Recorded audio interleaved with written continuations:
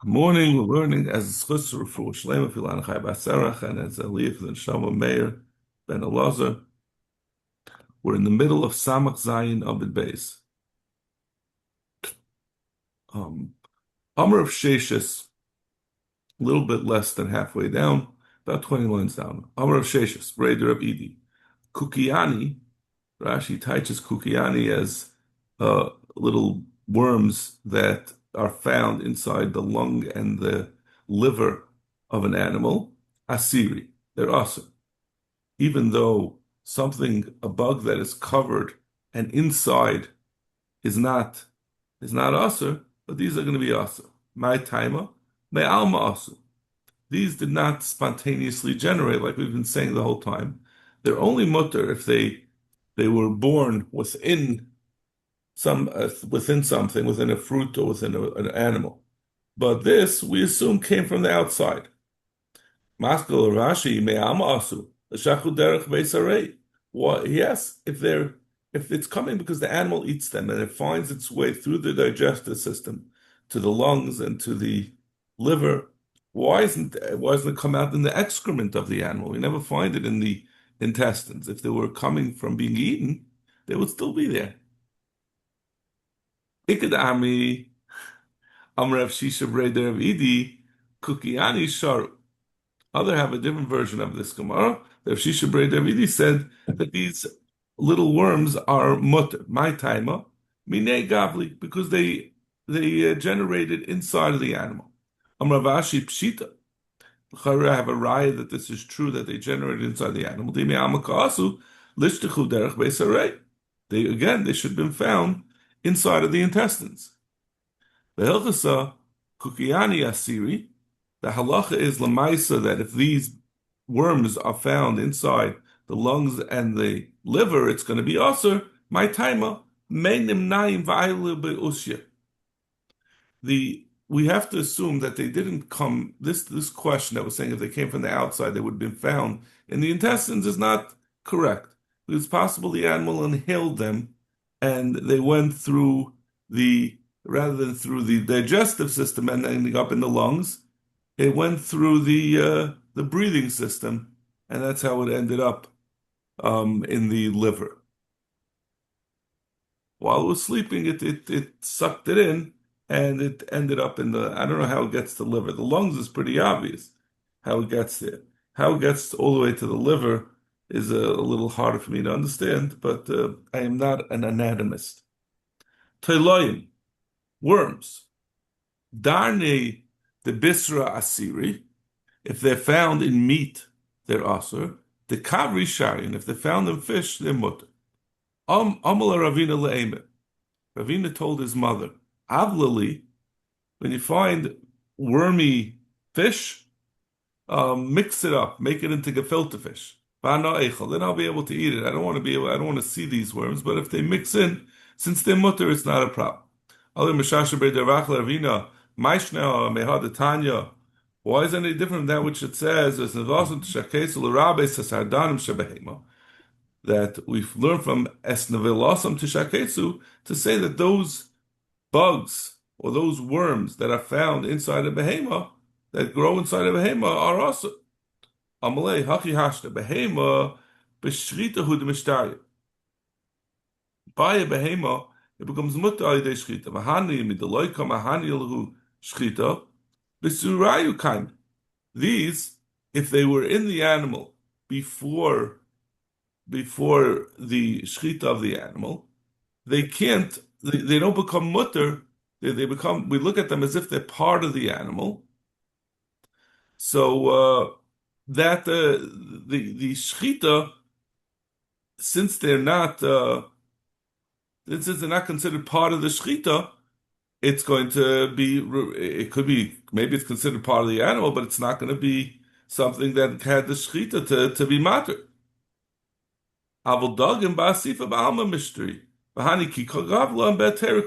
Since they grew inside of the animal, since they grew inside of the fish, they don't need the shchita. They become part of the fish, they become mutter with the fish. It's not exactly clear to me what we said before about the lungs and that was found within the lugs and the liver. We said as long as I guess it's talking about over there, we have some reason to assume it came after the animal shechita, so it doesn't need a shechita. It becomes part of the meat, the kosher meat. But over here, we're assuming it's talking about where it came before the shechita, so it requires a shechita, and the shechita is not effective for what's inside of it. Zach the Gemara, Tan Rabban, Chaylach al Gachan, something that goes on its stomach, zen nachash. This is the snake. A snake is also to eat. The pasuk says, "Kol halach al gachan, kol halach al arba." Anything that goes on its stomach, anything that goes on four, ad kol marbe reglayim, anything that has a lot of feet, l'chol asheretz al aretz, anything that goes on the ground, loy soichlum ki sheketzim. All these are shekets, and you're not allowed to eat them. So halach al gachan is talking about the snake.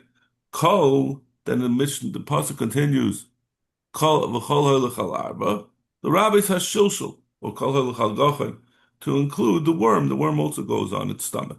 And also that which is similar to a worm. Al arba, then it says that which goes on four is the akrav. This is a scorpion. Kol halach rabbis has hachipushus. That's a doimel chipushus. Kol halach al, that means it said, right? It said, what does that have to say? Kol halach al arba. Just say al arba. It says kol halach to include a bug. And whatever's similar to a bug. Ma'aber aglayim, and something that has a lot of feet, said nadel. This is a centipede. Ad kol rabbis adoima. V'sadoima l'doima. At the end it says, kol ma'aber aglayim l'chol asheretz haaretz. When it says l'chol asheretz haaretz, that's coming to include anything similar to any of these things. They're all going to be aser. They're all going to be meshukats. Tanya Reisibar Damascus Aimer Levyasan Dagtar. The Levyasan was a kosher fish. Shenemar Gaiva Afike Maganim. Its pride was in its shields. And what was these shields? Those shields, and Tachtav Chadude Cheresh, and underneath it was sharp pieces of earthenware. Afike Maganim Elu Kashkashim.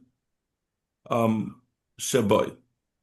This is talking about the scales that were on it. The shields, the scales are like a shield that it protects the fish.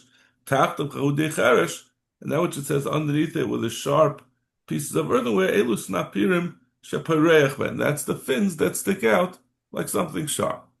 Hajan Olach Elutrefus. This is the end of Elutrefus, which is our section about anatomy. We learned a lot about how animals and people are built. Now we're going to get back to a little bit more of a lumdish parrot. Zok the Mishnah, Behema Makasha Leilid, a behema that's having a difficult time giving birth. And this is just a case, we're giving an example where this is likely to happen. And the fetus stuck out its legs from the mother, and then returned it inside the mother. Mutter b'achila. It's mutter b'achila. Rashi says mutter b'achila. The Gemara is going to at length discuss what is it that's mutter b'achila. Is it talking about the uber? The fetus is mutter b'achila even though the leg stuck out, or is it talking about the leg that stuck out? When you shech the mother, that's going to be mutter b'achila. Right? We're talking about an animal that stuck something out. So the mother stuck it out, and then you shech the mother. The leg stuck out and then went back in, and then you shech the mother. So normally, when you shech the mother, the fetus that's inside also becomes mutter b'achila. But we're saying over here, if it stuck out its leg and then returned it, it's going to be mutter b'achila. Is that referred to the uber, or is it referred to that leg? The Mishnah continues. If the fetus stuck out its head, that is already considered an animal that was already born. Once it's born, the mother's shchita is not going to be effective to make the vlad kosher. So it's going to need its own shchita. If one cut off a part of the uber while it's still inside the womb, mutter ba'achila. It's mutter to eat. Zehaklal. This is going to be, I'm sorry, minat chol, minat klayes, also ba'achila. But if it's instead of from the fetus, it's from the spleen or the kidneys, then it's going to be also ba'achila. Zehaklal davar shebegufa asar v'she'ena gufa mutter. We're going to see from a pasuk that part of the animal that was what do you call it? Taken off or separated from the mother, the shechita will not work for it. But something that's not part of the mother, the fetus is a separate entity within the side of the mother, it's going to become mutter with the shechita of the mother. Amar Yud Amarav. So we're going to first address that original question. We said in the beginning, if it was Haitzi Uberis Yade Vechziroi Mutter Bachila. So Amar Yud Amarav Ve'ever Atzmai Asa. When we say Mutter Bachila, it's referring to the fetus itself. Even though one limb went outside, that doesn't change the status of the fetus. It still become mutter with the shechita of the mother. My timer. What's the reason? The Amar Kro Basar b'stei trefa loisechelu. Oh, basar, besada, or trefa, basar that's out in the field, or that's a trefa loisechelu shenit. Kiven shiyasa. So you say, what is besada telling you? Kiven shiyasa basar chutzel mechitasay neser. Once basar goes out of its confines, it becomes asr. So let's see the Rashi on this, because this is the crux of Rabbi Yehuda's shita. Zok Rashi, the second Rashi after the Gemara, basar b'stei climate. Chutzel mitrasay, the hainu la'avir sher la'avir. When it reaches the air, this aver that went outside is going to be asr ba'achila. Sherechem zeh havale mechitza la'atira b'shchita. The womb is the confines, it's the border that within it shchita is matir. The kimet sheyatza, since it went out, hareyu ketreifa. That makes it like a treifa, and you can't eat it. And this is a very strong rule that applies totally outside the context of shchita. We're going to see on the next Amud that it will also apply to a animal of kachim that went outside. Let's say kachim if it went out of the Beis Hamikdash, or kachim kalim that went outside of Yushalayim, also will come also because they went out of their mechitza. So it's a very broad-ranging rule that we say ubasa b'stei treifa. Anything that goes out of its place becomes asa. But that will also include this aver that went outside of the womb, so it's no longer included in the shechita of the mother. So that is where Rabbi Yehuda Amarav, so that's what he understands our Mishnah, that aver atzmei asa. Frek the Gemara. Tana. We want to analyze our Mishnah. Can this really, is Rabbi Yehuda Amarav really correct? Then we say, mutter ba'achila, v'chzira mutter ba'achila, it's referring to the limb and not to the fetus. Tana, behema makasha lele. I said in our Mishnah, behema that's having difficulty giving birth, v'hoitzi uber es yada, and the mother, the fetus stuck out its foot from the mother, v'chzira, and it returned it, mutter ba'achila. It's mutter ba'achila. My love, aver. L'chayra, what it means to say is, we want to suggest, it's saying the aver that returned is mutter b'achila, not like Rabbi Yehuda, who said that the fetus is mutter b'achila, but the aver is asur. So when over, no, when it says mutter b'achila, it means the uber itself is what's mutter. So uber ma'ir yech. What difference does it make whether the leg was returned or not? The leg is asur in either case. Even if it's returned, it's asur. I feel like zira, but the fetus, the uber is going to remain mutter, whether the leg was returned or not. Since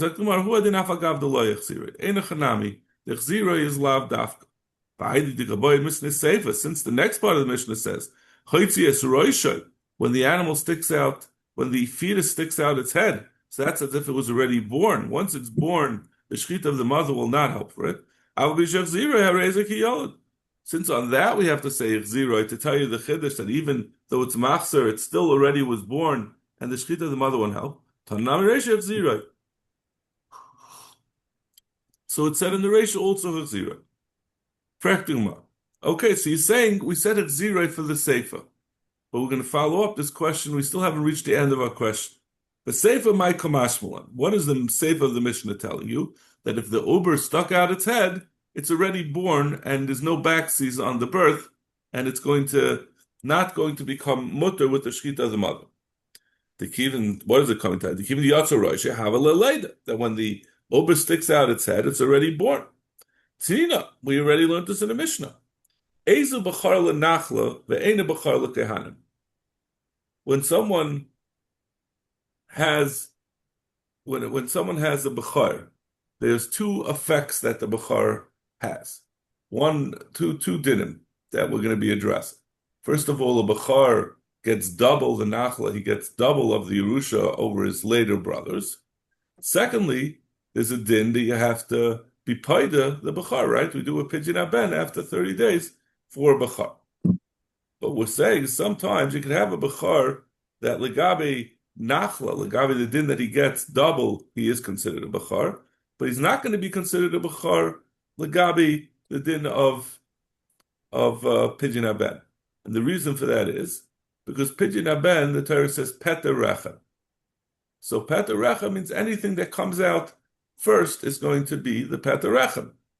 But legabe the din of nachla, it says ki reishis oinai, which means that he is the one that the father is going to fully mourn.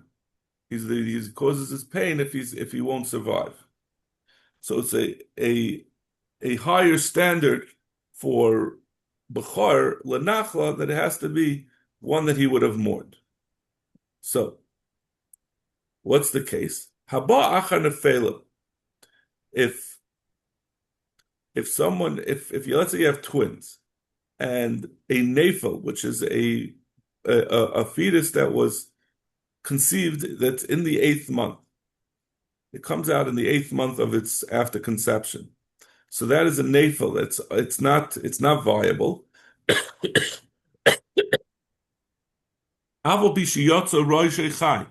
Even though baby A stuck out its head and it was alive, and then later on it's going to be born. It's going to inevitably not be viable and not survive. And baby B is then born first before it. So baby A stuck out its head at a time that it was even alive, but we know it's not viable. And then the baby B sticks out. Oy ben tesh or the ben tes, that means a viable baby. But it stuck out its head when it was stillborn. So either one of these, legabi the din of lenachla, the baby B is going to still be the bechar, lenachla, because since that was not it's only a viable baby that can make it a peter rechem, and neither of these, either the non-viable baby that was alive or the viable baby that was, but it was stillborn, its head came out, that's not a late. But legabi the din of reishis oinai, I'm sorry, I got it backwards. Reishis oinai is for nachla, and peter rechem is for pidyon aben. I know I was mixing it up. So legabi pidyon aben, once the first baby stuck out its head, it was peter rechem. So the baby B can no longer, even though the first baby was not viable, it was peter recha. But as far as reishis oinai, that the father's going to mourn over it since the first baby, either because it was non-viable or because it was stillborn, the father's not going to mourn over such a baby because it never was viable. It's not the same thing as a baby that was viable and then died. So legabe the din of nachla, this baby B is going to be the bechar lenachla. So Zok the Gemara, time of the Roishai mace. That's when we said if the baby A stuck out its head and it was not alive, then it's not going to be able to be noichel. Haroy shechai, har habo achrav, b'chor l'nachla nami lehavi. If it would have, if the viable baby had stuck out its head while it was alive, it wasn't stillborn already, then we would say that that is rachis einay, and that baby would be the b'char l'nachla. The second one would not be the b'char l'nachla. So you see that the sticking out of, you see from this, the bottom line of all this is that sticking out a head is considered a leda. The first baby A, when it sticks out its head, is considered a not just legabi taking away the b'char from the first one, legabi pigeon, but it's also going to be a leda, and it's going to be considered the first one lanachla.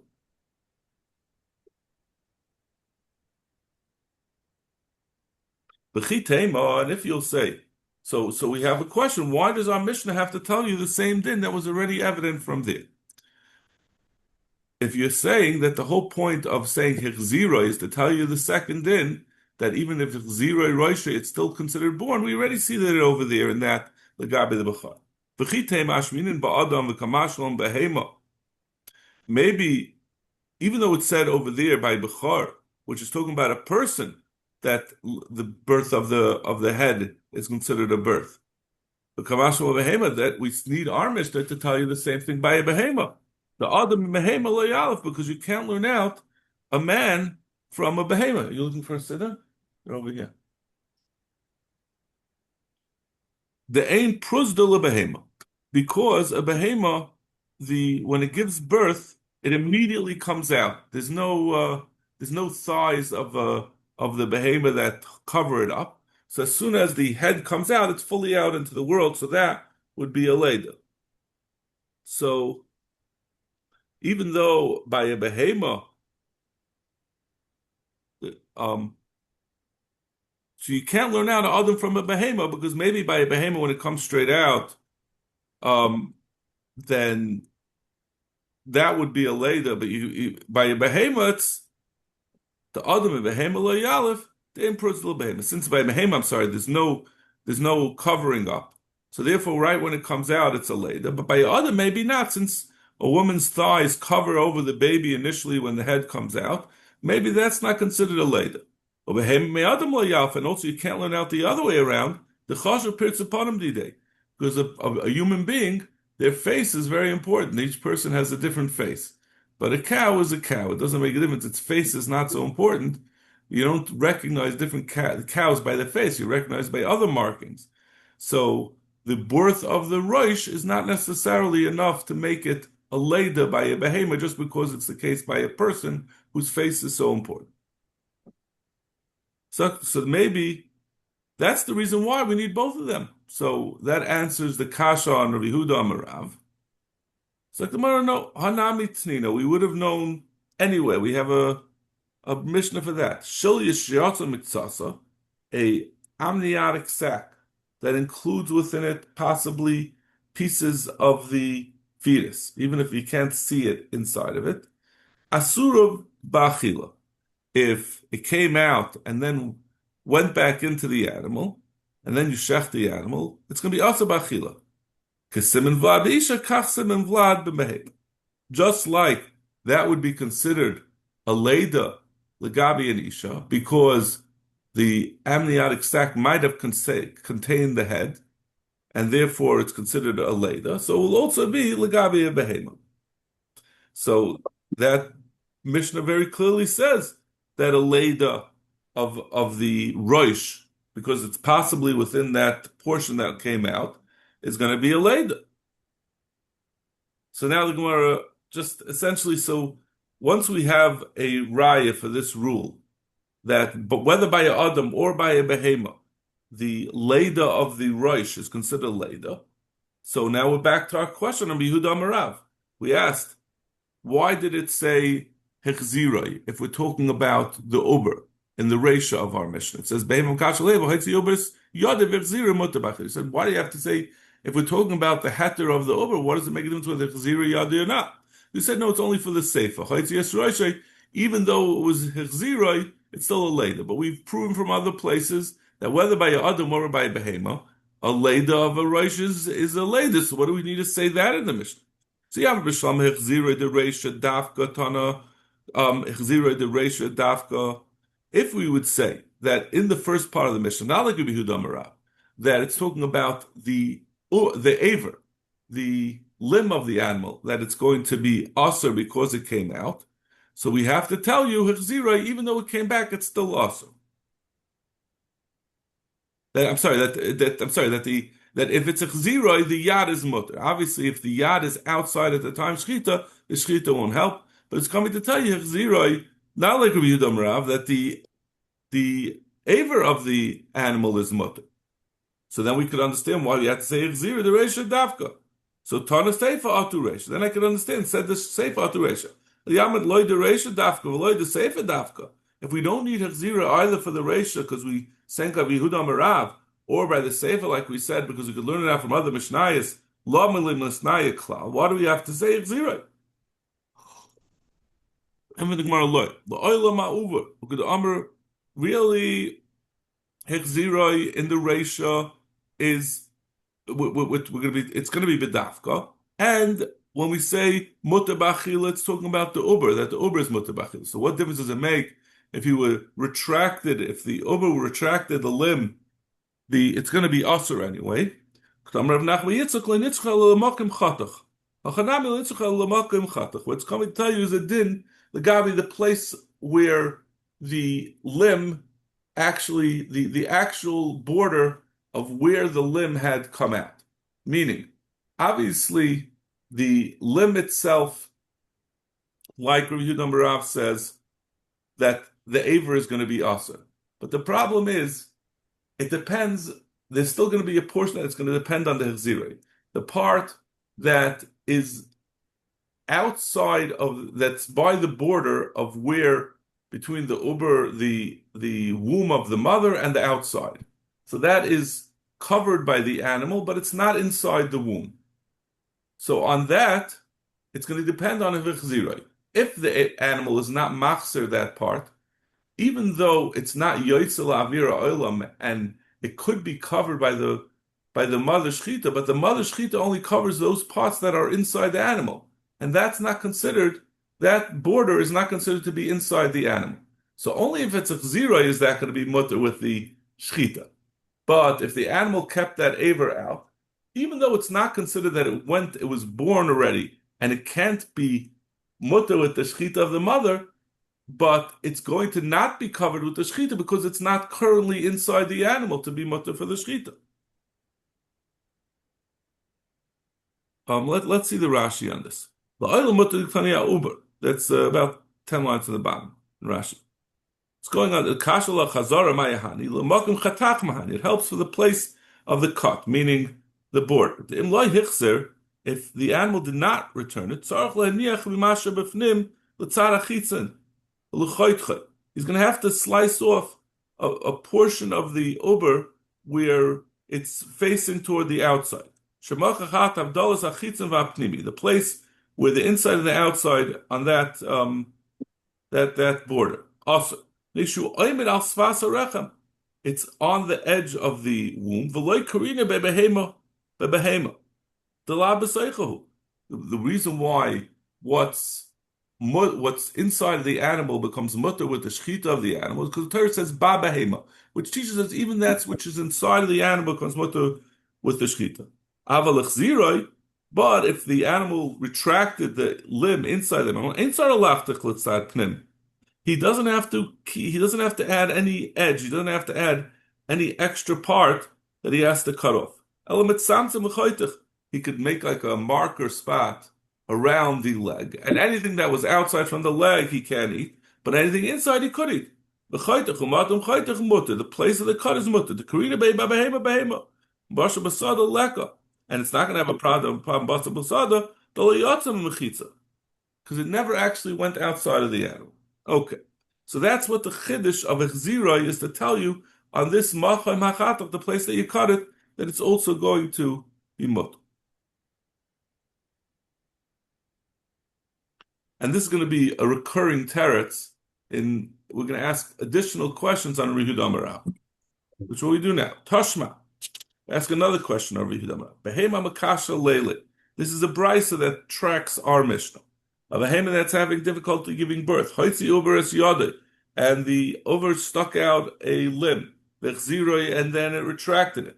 V'achach shachat atzima. And you shechted the animal with the entire over, including the retracted limb inside of it. Muta ba'achila. It's muta ba'achila. Again, uses that unclear language. It's not clear whether the yad that was stuck out is muta ba'achila or the over is muta ba'achila. Shachar es imoi, but if he shechs the mother v'achach ziroi, and then afterwards the animal retracted that yad, also ba'achila. Then it's going to be also ba'achila. The chayra, that has to be talking about the yad.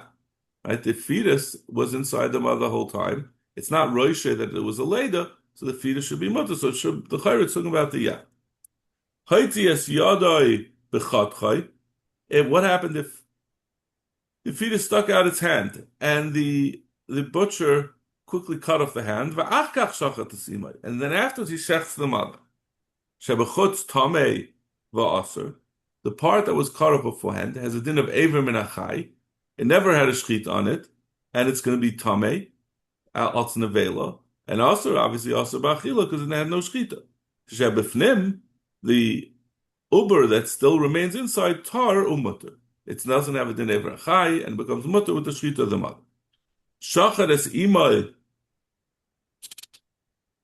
What if the animal, the uber stuck out its hand, and while the hand was out, you shechted the mother, and then afterwards you cut off that limb that was sticking out at the time of the shechita. Habasa maga nevela. That basar has a din of nevela, just like if you cut it off before shechita. It's considered ever menachai. It never had a shechita. You cut it off from the live uber that was inside of the mother, so therefore it has a din nevela. They say no. The shechita helps to downgrade this from nevela, that it's not metama. It's going to have a din of treifa, but it's still going to be also to eat because the shechita doesn't help to make it kosher, but it does help to make it a treifa as opposed to nevela. But in any case, katani miya reisha. This second part is not really relevant to us. The first part is what we're coming to talk about.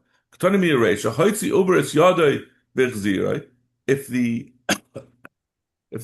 uber stuck out its hand and it returned it, and then you shech the mother, mutar b'achila. It's mutar b'achila. Ma'ila va'aver. L'chayr, it's talking about the aver. So it's not like Yehuda Amarav who says that the aver is going to be asa b'achila even if it was retracted before the shechita. So going to loya uber. It's talking about the uber. It's talking about uber ema seifa shachar esima v'achach ziroi asa b'achila. What about the second part, which said if you shech the mother and then afterwards it was retracted into mother asa b'achila the uber amai asa. What does it have to tell you that the uber is asa? If it's talking about the uber, it wouldn't be asa. It would be mutter. When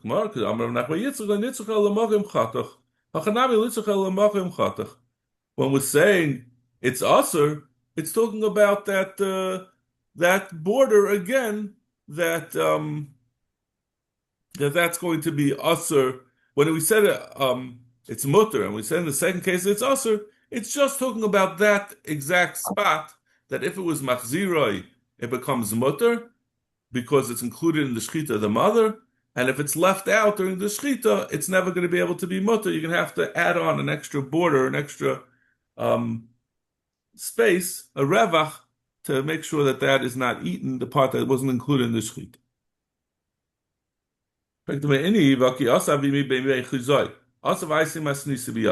He brought the following Mishnah.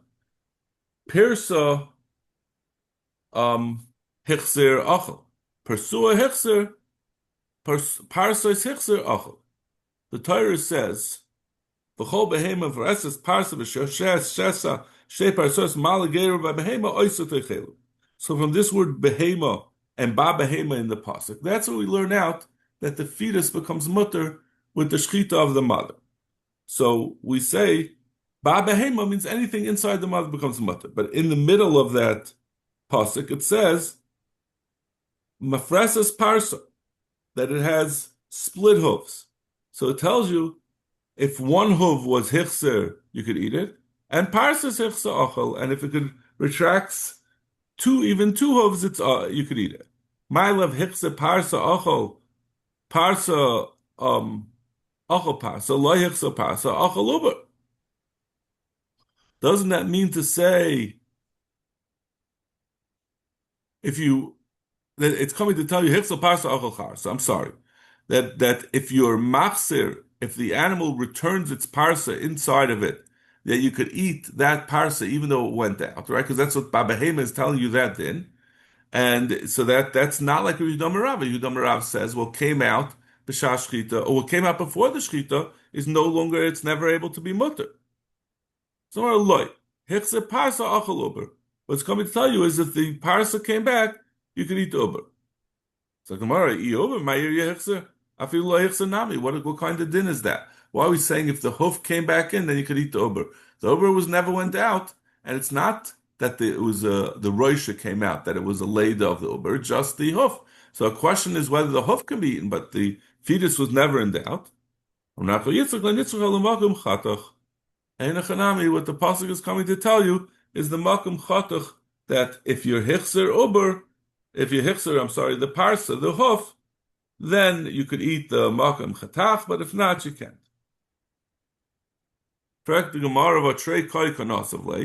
We have hoof. It says parsa and parsois. We have to, so it has to be telling you two din. My love chad la'eva v'chad la'makom chatach. Yeah, you're correct. It's coming to tell you makom chatach. We have two drashas. So what is the second drasha? L'chayr, the second drasha is not like Rav Yehuda Amarav to tell you that the hoof itself is mutter. It's like well, look, chad la'makom chatach. One is taka for the place that was cut off, like Rav Nachman. V'chad l'kolut b'mei para. We're talking about a kolut, an animal that its hooves were not split. You have they sometimes have a genetic malformation where the hooves of the animal are not split, even though it's a cow. So on that, and you found it inside the mother, you shech the mother. I'll leave the Shimon, the Amar of Shimon, kolut ben para also. That if an animal, if a para gives birth to a calf that has a non-split hoof, also it's also that's only if it came out to the world. If it's found as a fetus inside of the mother with the shechita of the mother, it doesn't need its own simone kashrus. It gets included with the mother's shechita, and therefore we don't care that it doesn't have a split hoof. It's still going to be mutter. Okay, we'll stop over here and we'll continue with the shitas that disagree with Yehuda Marav tomorrow. Shkoyach. Thank you. Have a great day. Have a great day. See you tomorrow.